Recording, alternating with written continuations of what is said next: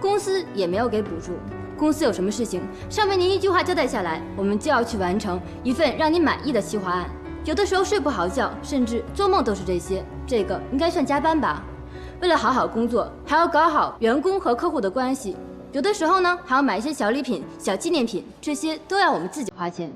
顧總，您說我們應不應該要求加薪呢？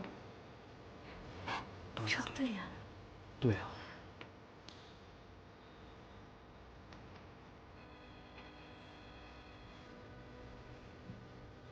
南宫，怎么跟顾总说话呢？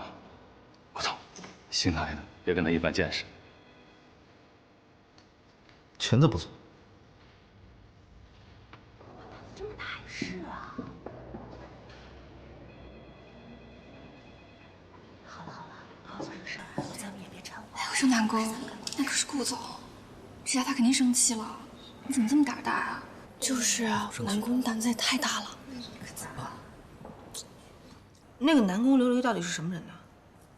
他是我当初的竞争对手。当初的竞争对手？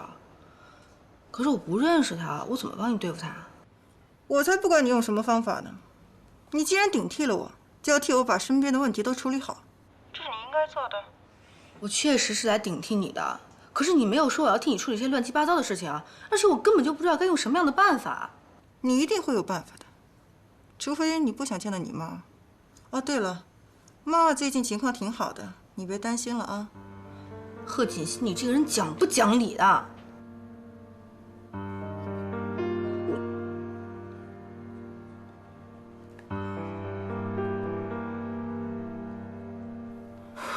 怎麼辦呢？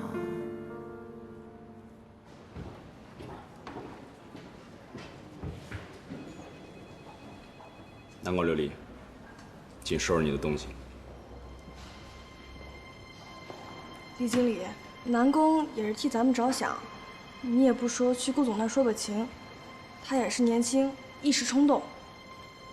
話太多。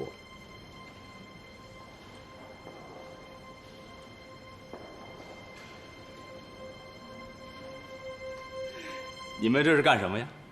啊！剛才顧總下了調令，從明天開始，你就是他特別助理了。